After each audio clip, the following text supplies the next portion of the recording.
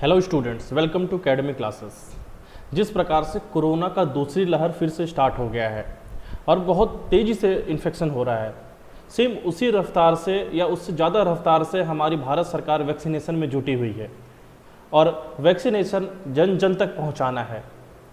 लेकिन वैक्सीनेशन के बाद क्या साइड इफ़ेक्ट्स ऐसा कुछ है और क्या साइड इफ़ेक्ट से क्या मौत भी हो जा रही है, इसके बारे में हम डिटेल में स्टडी करते हैं।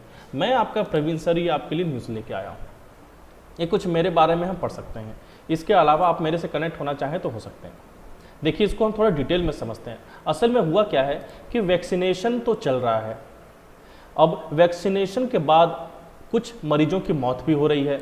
तो 5 सबसे बड़ी वजह हैं वो हम देखते हैं और आपको एनालिसिस पता भी चलेगा कि 3 दिन के अंदर, वैक्सीन लगाने के 3 दिन के अंदर जो मौतें हो रही हैं वो सबसे ज़्यादा है। आप देख सकते हैं कि 3 दिन के अंदर जो दिल का दौरा हुआ वो 49 हुआ, वहीं जो स्ट्रोक आया वो 11 आया, अचानक मौत 7, श्वसन तंत्र में संक्रमण 4 और अज्ञात वजहों से 9। ये जो 3 दिन का अंदर का जो आंकड़ा है वो सबसे ज़्यादा है। 4 से 7 दिन में थोड़ा सा कम हुआ है, 8 से 28 दिन में थोड़ा सा और कम हुआ है, 28 दिन में वो एकदम जीरो ही है। ये देखो, ये दिल का दौरा से कुल मौतें जो हैं 63 हैं, जिसमें से 49 मौतें तो 3 दिन के अंदर ही हुई हैं। तो आप समझ सकते हो। तो ये कुछ डेटा आया है, ये आप याद रखना कि ये डेटा अभी 11 अप्रैल, 12 अप्रैल, 13 अप्रैल तक नहीं है, ये डेटा 1 महीना पहले का है। तो जैसे भी कोई अगर लेटेस्ट रिपोर्ट आएगा वो भी मैं आपको बताऊंगा। चलो इसके बारे में थोड़ा सा विस्तार से समझते हैं। भारत में 29 मार्च तक कोविड-19 वैक्सीनेशन के बाद 180 लोगों की मौत हुई। याद रखना, 180 लोगों की मौत हुई। यह भारत के top adverse events following immunisation AEFI committee को दिए गए एक प्रेजेंटेशन में सामने आई है। AEFI यानी ऐसे मामले जिनमें किसी बीमारी की वैक्सीन लगाए जाने के बाद लोगों को मेडिकल समस्या होती है। इन मामलों में जरूरी नहीं होता कि समस्या वैक्सीन लगाने के चलते ही हुई हो। ऐसे मामलों के आंकड़े भारत में केंद्र की ओर राज्यों की अलग अलग AEFI कमेटियां रखती हैं। बता दें कि इस साल 16 जनवरी से अब तक कोविड-19 के 9.5 करोड़ डोज लोगों को लगाए जा चुके हैं, जिनमें से 1.12 करोड़ लोगों को तो वैक्सीन की दोनों डोज दी जा चुकी है। अब देखिए, इसके बारे में हम आगे देखते हैं। देखिए क्या है, 1 महीने से गंभीर साइड इफेक्ट्स के मामलों की लिस्ट जारी नहीं की गई है। AEFI का 9 अप्रैल तक का अपडेटेड डेटा मौजूद नहीं है, 9 अप्रैल तक का, ठीक है। वैक्सीनेशन के बाद समस्याओं का यह डेटा सिर्फ 31 मार्च तक का है, 31 मार्च तक का। EFI डेटा के अध्ययन की प्रक्रिया में शामिल रहे एक अधिकारी ने बताया कि वैक्सीन का डोज लगने के बाद 20,000 से ज़्यादा लोगों में साइड इफ़ेक्ट्स देखे गए हैं। कोविशील्ड और कोवैक्सीन दोनों ही लगने के बाद लोगों में साइड इफ़ेक्ट्स देखे गए हैं। करीब 97% लोगों ने हल्के फुल्के साइड इफ़ेक्ट्स की शिकायत की।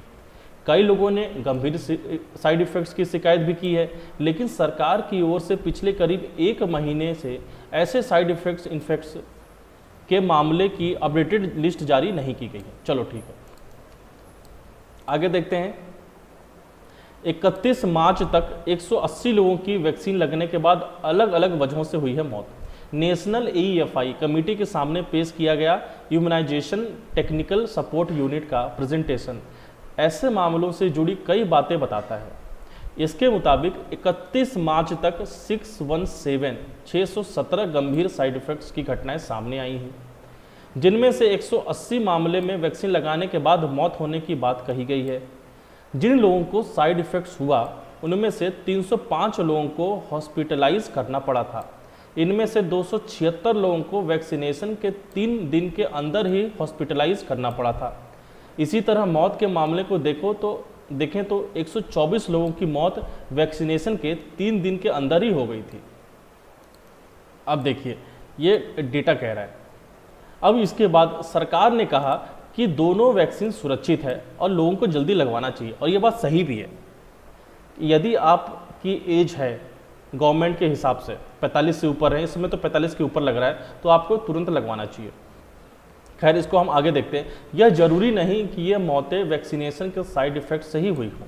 दुनिया भर में वैक्सीन और दवाओं को लेकर ऐसी चिंता होती रही है।